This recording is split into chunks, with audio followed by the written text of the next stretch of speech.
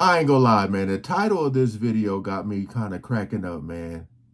It just seems like a lot of times when like you think about Prince, it's like his name comes up and it seems like people be trying to test him or something. I don't know. The title of this video says, "The Day DMX Found Out Prince Was Real." And I don't mean real as in like he's a real person, like standing there, meaning like real, like I'm not the one to play with. That's what I'm getting from this title here. This is crazy because I'm thinking of DMX. I met Prince and he. I'm just trying to think, man. Rest in peace to both of them. Let's see what the hell this video is about. Appreciate all the love and support with you guys coming over. We ain't gonna waste no more time. Let's jump right into it. So the way I looked at it, I owned the work because I paid for it. And I did all the work. I created it, so I felt like it should belong to me. That said, the companies felt otherwise. I wrote it, you know what I'm saying? I paid the for the beat. I paid you for loaning me the money, you know what I'm saying? I paid you back your money. Now we splitting because you loaned me the money. But you own my I don't owe you a thing. Why is you holding on to my And that's standard. A select few of us will do well. The majority will not. We're gonna give you a $25,000 signing bonus, advance, and 2 cents off every game we sell. They know what they're doing. $50 game. You giving me 2 cents? I really hope they ain't clickbaiting me, man. I need to see an exchange or DMX the words out of his mouth that he had some type of run-in or something with Prince, man. Come on, don't clickbait me. Let me think about that for a minute. DMX walked into a club in Toronto thinking it was just another night to unwind until he saw Prince. What happened next? DMX described it to what it felt like getting schooled by your grandfather. Oh. Sat down and schooled me, I felt like a little kid. In a good way. I felt like he's the OG. Like my grandfather smacked me like, what the f is wrong with you? Now, if you know DMX, you'll know this was a man who, in his own words, could have ensured there wouldn't be a Ja Rule if he truly wanted. What could Prince have possibly said to this tough guy that blew him? Let's find out. We had a club. And Prince comes in, big security guard. Okay. We go inside, whatever. He's like, he pointed at you and said like, yeah. Couldn't just say that, actually. Yeah. Chapter 1. Oh, thank you. Because it's like, I don't know, man. A lot of times they would say it themselves, like the narrator, but it's good to see him actually. He said Prince pointed and was like, hey. DMX, from Yonkers to global fame. Born Earl Simmons on December 18, 1970 in Mount Vernon, New York, and raised in Yonkers, DMX's childhood was marked by hardship and instability. Raised by a single mother, Arnett Simmons, in a rough neighborhood, Earl's early years were defined by a lack of love, his mother's consistent physical and verbal abuse, and street life. He battled poverty, abuse, and neglect, and by the age of 7, was already in and out of group homes. Even then, he had a unique presence. He bonded more with stray dogs than people, drawn to their loyalty and rage. That connection would eventually shape his stage name and persona, DMX, short for Dark Man X. Not only his name, but DMX was first arrested in 1986 for stealing a dog and spent 2 years in juvenile detention. By his teens, DMX was beatboxing, rapping, and crafting a reputation in local freestyle circles. His energy was unmatched, often rapping with his hands cuffed behind his back at juvenile centers or battling MCs in Yonkers parks after dark. He wasn't just rapping, he was exorcising pain. The early life of X influenced his hardcore rap, but it wasn't only his music that was affected. DMX was knee-deep in street life, and crime interwoven into his DNA. Here's an instance given by Jermaine. While Jermaine Dupri was working on his album Life in 1942, he scheduled a recording session with DMX at a studio in New York. Wanting to turn the moment into a promotional opportunity, Dupri invited a journalist believed to be from The Source to sit in on the session and document the behind-the-scenes creative process. The writer arrived at the studio before anyone else. Not long after, DMX showed up, flanked by his 2 dogs, as was typical for him during that time. What happened next was unexpected. Before Dupri could make it to the session, the reporter had already been shaken up. According to Dupri, DMX confronted the journalist, questioning who he was and what he had on him. Without ever pulling a weapon, DMX used his intimidating presence and more specifically, his dogs to force the man to give up everything he had. The dogs were enough. No violence, no guns, just DMX, his growl, and his animals standing guard as he told the reporter to run everything. And the man did. What was it like being around DMX? DMX was dangerous, man. Like, not dangerous, but he's like, when you around him, he's like, you don't know what's gonna happen. You know what I'm saying? Very unpredictable. Right. Now that you're fully briefed on who DMX was at the time, let's talk about Prince. I didn't officially meet him, but back in my clubbing days, we were in this spot in LA, and I forgot, man. Somebody was having like an album release party, and it was him and Jadakiss inside that club. I was like right next to them. It just reminded me, because when they showed that picture of how tall he was at 5'11", I was like, just to see him, because you know when you see people on TV, you know, you just don't know how tall they are. But when I saw him in person, I was like, I mean, I know 5'11" ain't short, but me being 6'5", I thought he was over 6 feet. I thought he was at least 6'1". But I was like, damn. You know, I think Jadakiss is even shorter than that. Chapter 2. Prince. He was born Prince Rogers Nelson. And by the age of 7, he was playing the piano. It's just one of the many instruments he's mastered over the years. He's written songs for the most popular singers of the day and has gotten countless awards. This is the baddest man around. The world knew Prince for his music. His mystique and his mesmerizing style, his dressing, made him seem too surreal. But few truly grasped just how strategic, disciplined, and unyieldingly tough he was. Prince wasn't just a musical genius, he was a one-man industry. An artist, a mentor, a visionary, and a relentless advocate for control.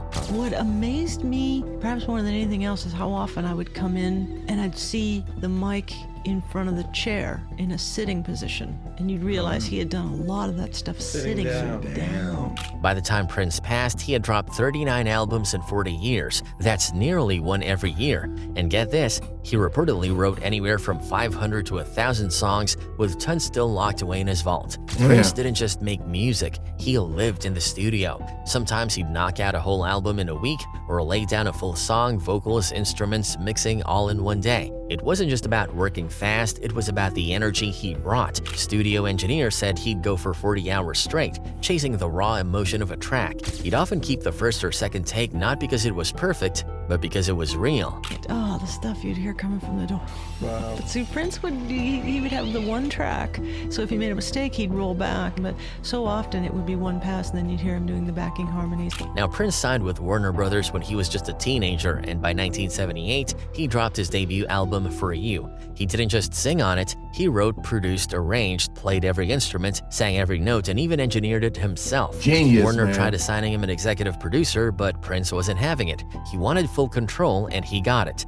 That fierce independence, it became his trademark. His big breakout came in 1984 with Purple Rain, both the film and the album, and it launched him into global superstardom. Tracks like When Doves Cry, Let's Go Crazy, and the iconic Purple Rain showed the world what made Prince so different, a mix of punk, rock, pop, and soul that didn't follow anyone's rules but his own. And his style? Just as bold as his sound. Prince blurred the lines between gender, fashion, expectations, all of it. He had around 3,000 custom high heels made by Andre No. 1 over the years, usually in custom shades of purple. These weren't just for show. They had reinforced soles built for wild, high-energy performances. He didn't care for fancy tech like 3D scanning. He preferred things handmade, authentic, made with feel, not formulas. At Paisley Park compound, his outfits were created by in-house designers who worked off his late-night sketches and... Whoa, hold on. He didn't care for fancy tech like 3D scanning. He preferred things handmade, authentic, made with feel, not formulas. At Paisley Park Well, I thought that was damn Wolverine. You can't tell me y'all didn't think that was Wolverine from X-Men.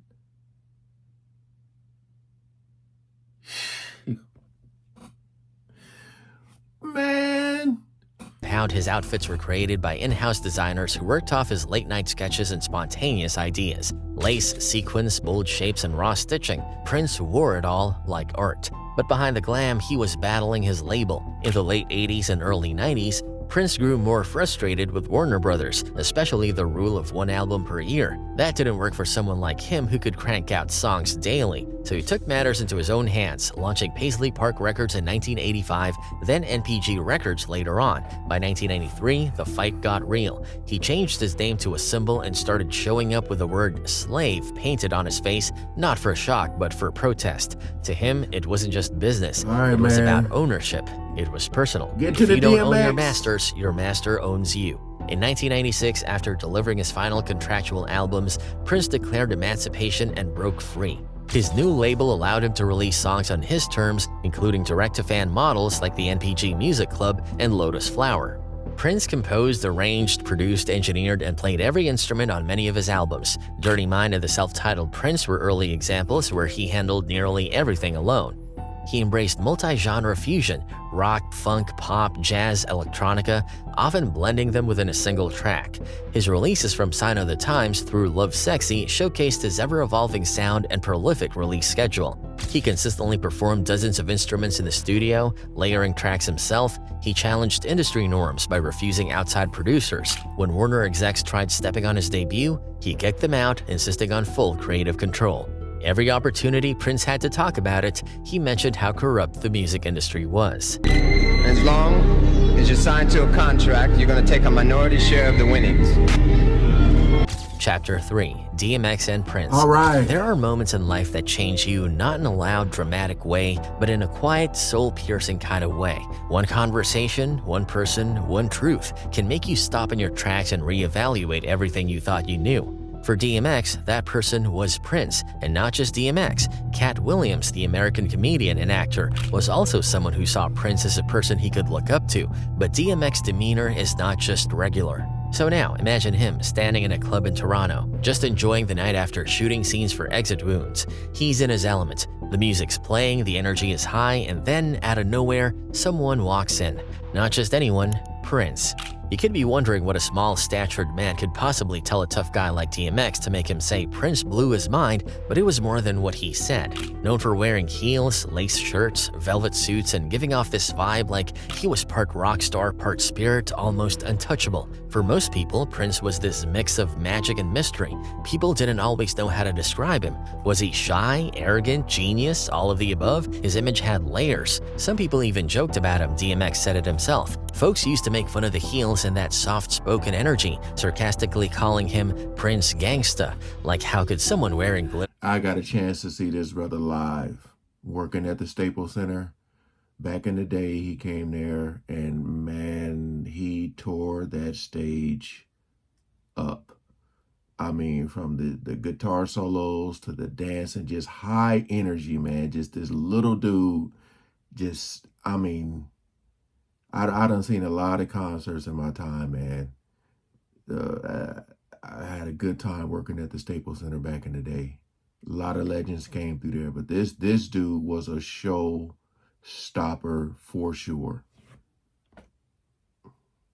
And platforms to be tough, but that's what made what happened next so unexpected. It seems like Prince is a G, man. Every story we got is good. Everybody Love Prince. who didn't know Prince, but would kind of make fun of the heels. Because that night, Prince wasn't anything like the image people had in their heads. Not to DMX, not even close. Prince came in quietly but strong. He walked in with presence. He motioned for DMX to come over, which he did. Up with a calm voice, he spoke with intent. He told the security to make space, and they did. Literally backed up half the club, moved tables, cleared the area just so he could sit down and talk to DMX. For over an hour, just the two of them.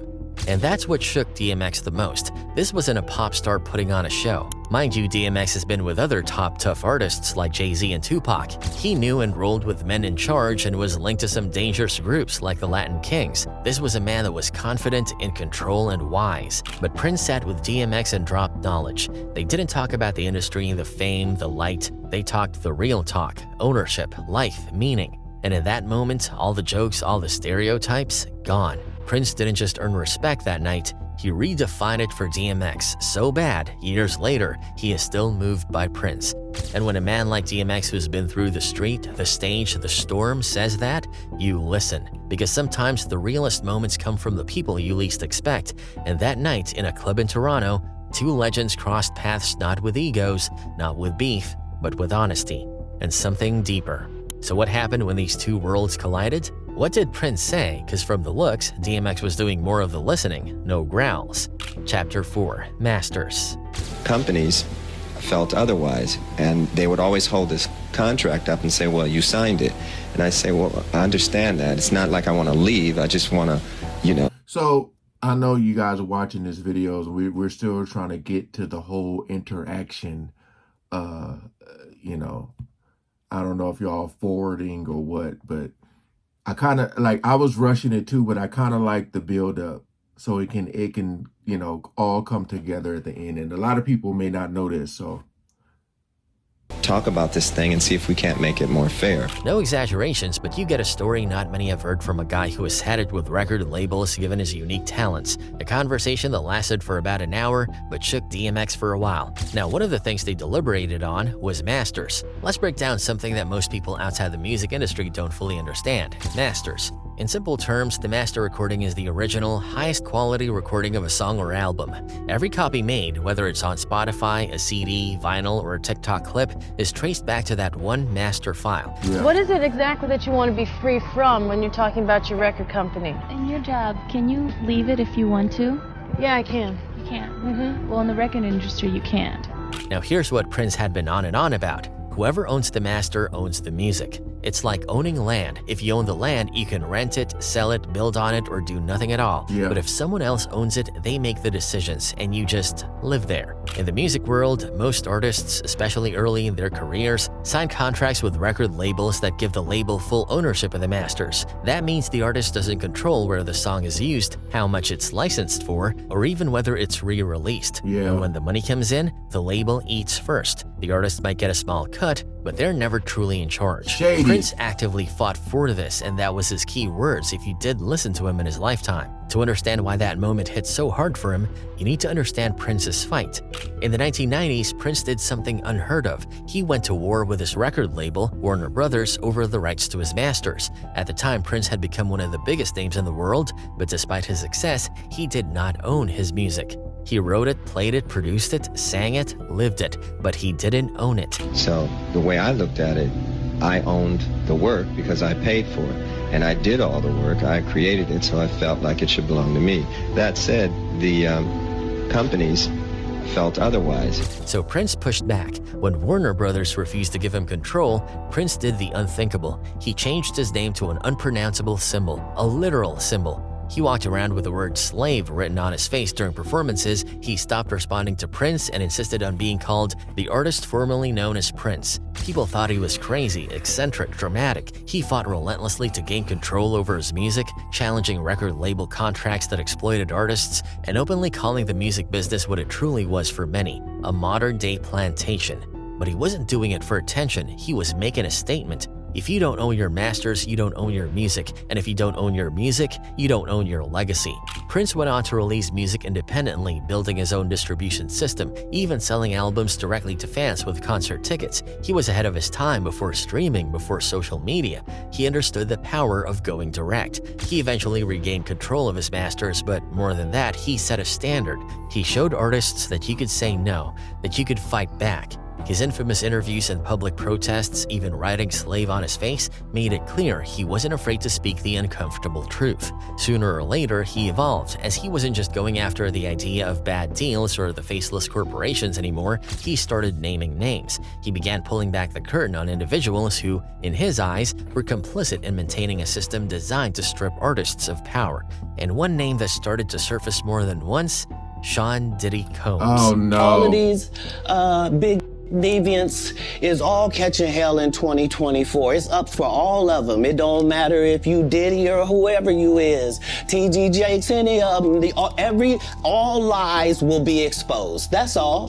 Prince wasn't necessarily against Diddy's fame or success. In fact, he respected hustle and vision. But what disturbed him was how Diddy's affiliations, the partnerships he formed and the quiet alliances he built, were helping to reinforce the very structures Prince had spent decades trying to dismantle. He feared these moves were setting back progress for artists everywhere. To Prince, the issue wasn't about ownership anymore, it was about influence. Who had it, how they used it, and whether they were empowering artists or keeping them locked in the same old cycle with a prettier chain. Another thing that held Prince's concern was how the industries and record labels were not concerned with the contents of music, but more on the money they're making, despite the fact that value and norms are reduced. There's a disintegration going on that we really have to address.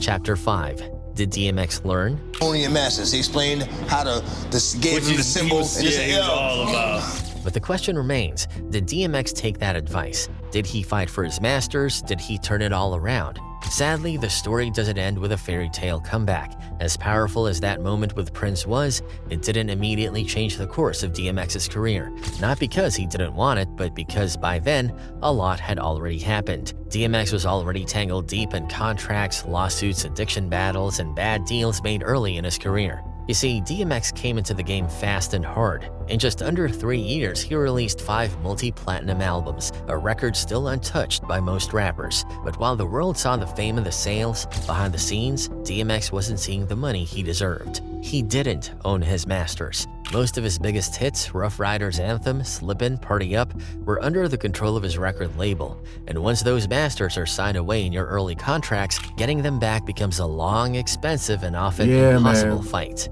Even after his talk with Prince, DMX didn't have the financial or legal backing to reverse those early deals. And truth be told, the industry isn't built for artists to easily take their power back, especially when they're battling personal demons at the same time. Look at this. In 2013, DMX officially filed for bankruptcy. Court documents showed he had around $50,000 in assets and over $1 million in debt. That's a heartbreaking gap for someone whose music had generated millions for others. He owed money in child support, legal fees, and taxes. He also had trouble booking shows due to his legal history, which made it harder to rebuild his income. There were even reports that he didn't have full access to his own royalties. When artists don't own their masters, they rely on performance money and touring to survive. And when that's disrupted, whether due to addiction, prison time, or simply aging out the touring circuit, the financial foundation starts to crumble. This begs the question, what if DMX got his masters? DMX was never truly broken in the way people imagine, but he was broken in spirit. He said it himself multiple times. Money was never his motivation. He didn't rap to get rich, he rapped to be heard, to cry out, to make sense of his pain. But the industry he walked into was built around money, and when the check stopped, the world stopped listening. Although there's no confirmed report that DMX ever gained ownership of his masters before his death in 2021, most of his catalogs remained under Def Jam and Rough Riders. There were rumors and hopes that maybe his estate would work toward reclaiming them, but nothing official has been announced since. And that's the real tragedy. Not just that he died too soon, but that an artist who gave so much of himself never truly owned the thing he created even after meeting Prince. It's like painting a masterpiece and then being told you'll never get to hang it in your own house. Still, something did shift after Prince spoke to him. DMX began talking more openly about the business side of music. He warned younger artists about signing without reading. He spoke with more awareness. Even if he couldn't change his own situation, he tried to plant seeds for others. That's what makes Prince's message so powerful. I wrote it, you know what I'm saying? I paid the for the beat. I paid you for loaning me the money, you know what I'm saying? I paid you back your money. Now we splitting because you loaned me the money. But you own my I don't owe you a thing. Why is you holding on to my And that's standard. It wasn't just for DMX, it was for every artist standing tall and the ones coming up after him. Every kid with a mic and a dream, thinking the record deal is the end goal. Prince made DMX look inward, and DMX, in turn, started encouraging others to be more than just voices on wax. He wanted them to own their voices. In the end, the story of DMX and Prince isn't just about music, it's about legacy, about what we leave behind. Prince showed DMX that being a gangsta isn't just about surviving the streets, it's about surviving the industry, about protecting your art, about holding your name with pride even when the world wants to buy and sell it like a product. DMX may not have lived long enough to own it all, but he lived long enough to understand. And sometimes, that shift in mindset, that awakening, is the real deal. So, you know, when you think about this video, what he's saying, you know, it's all about leaving a legacy behind. Because I don't know how many kids DMX had, but they out there. And you hate to see it, especially when you grow up listening to the music, enjoying it, dancing, partying, all that stuff. And then you come to find out, like, it'd be like breaking news, this artist is bankrupt, or this artist, you know, it's crazy to see, because like on the outside looking in, you think they got it all. You think they got it all. That's why I tell people, you know, you don't want to be looking up to a lot of these celebrities in a way that, you know, a lot of this lavish luxury lifestyle that you see ain't what it really is. A lot of stuff be rented, you know. So, but these record labels be so shady, man. So shady. Cause like they'll work you into the ground and barely give you anything. But like I said before, when you come from nothing, seeing something is everything. You know, I mean, they'll give these dudes those advances, whether it's 100,000 or 1 million. But like, people will say like $1 million is a lot of money. But at the end of the day, is it? Because a lot of these people, you know, your family here, you get $1 million, boy, they're going to come out the woodworks, and you're going to be wanting to buy this and buy that. And if you get a financial advisor, they may even take money from you and do some shady. It's a lot of stuff. I talked about that when you win the lotto. So everything, what they say, that glitz and glamour ain't gold. Yeah, something like that. But yeah, Prince was trying to give this dude, or gave this dude, some knowledge. But DMX was battling a lot of demons, man. I don't know if it went in one ear and right out the other. But I mean, there was a lot of people trying to give him advice, but he was struggling, man. He struggled a lot. But you know, there's been a lot of stories about Prince. And I still think that his death was very, very, very sketchy. But all right, it took them a while to get to what they were saying, but I'm kind of glad they did the background and trying to give you more understanding of how things work, even though I kind of knew that. Maybe y'all didn't. All right, peace out.